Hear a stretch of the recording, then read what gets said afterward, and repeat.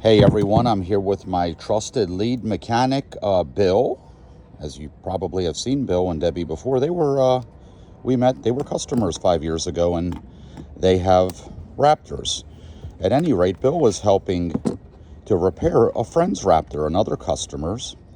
And after we've checked the most common problem, which is this outside connector, which I cover in another video, this symptom happens. I noticed, this is another symptom. Sorry, I haven't had enough coffee. At any rate, when I would turn the wheel to the right, the bike would run. When you turn it straight or to the left, it wouldn't with the throttle on. And you say, well, that's rather odd. Well, what that tells you is when the wheel was being turned to the right, it was pulling on a cable, where there was a bad connection, it must have made connection. That's why the bike ran. So after being sure that it's not any of these, the next culprit is usually right here where the wires go in on that bend. In time, you get, well, basically it's metal fatigue, just the wearing. See, there's nothing wrong. There's no cut in the wires, but do you see this right here? This isn't it, but I don't know if the camera will pick it up. You're gonna see wear spots.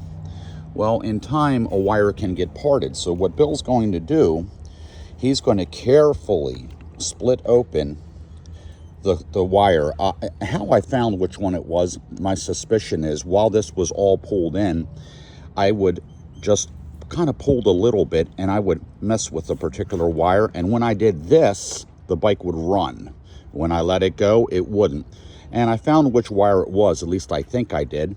This one here, as Bill just pointed out, I put a wire wrap around her just to help him out, save him some time. Anyway, so what he's going to do now, he's going to split very carefully open the shielding without, of course, creating more problems by cutting the wire. You just got to be careful, that's all. Know that there's wires under there, and you see what he's doing right there. And what he's going to do next, see that? He did that expertly without cutting the wires. It's not hard, but you just take your time, okay? Then what he's going to do, he's going to take his continuity tester and pierce the various wires to see if he has continuity to the appropriate connector pin. And of course, if you have one that doesn't have it or has it intermittently, you know that particular color wire is the issue. So we got to figure out which of the wires inside of this shielding has a part inside. You'll have a white, you'll have a yellow, a red, and a black, as I recall. No, green. Okay. Green. Okay. At any rate, by the way, where did he get all this slack? Well, what Bill did, you see how short this is? He folded it open. There is some extra wire down in here. He carefully pulled out the slack and fed it through here so he has room to work. But this is a problem that I would say 20% of the time, 80% of the time, it's just a bad connection. A little bit harder to track down, but know that there's no reason for this thing to work sometimes and not. These are very reliable machines, so something is causing it to not have connection, and that's what Bill's doing right now. Let me get a picture of that. Bill, hold your hand. See that? It's as simple as finding out which one's the bad wire. And then, of course, we're going to cut out the bad part, splice it together, heat shrink it. You can use electrical tape if you're careful, whatever the case may be. Are you going to cut those wires, Bill? No. Okay, you're just going to first pierce them. Okay. Just going to pierce them, but I got to get all the wires out of the shield. Right. So I got to cut the shield. Yeah.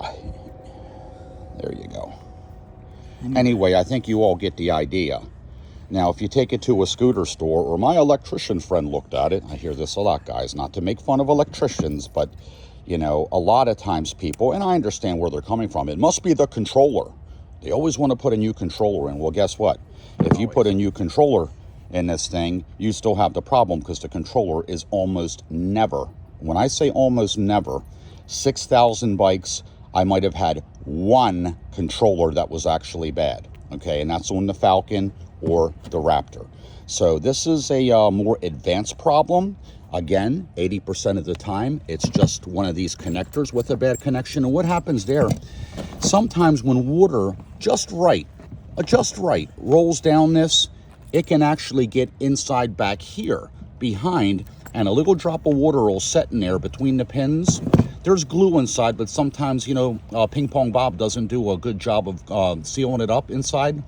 and it'll sit between two pins and freak out the controller, and it doesn't really have a chance to evaporate.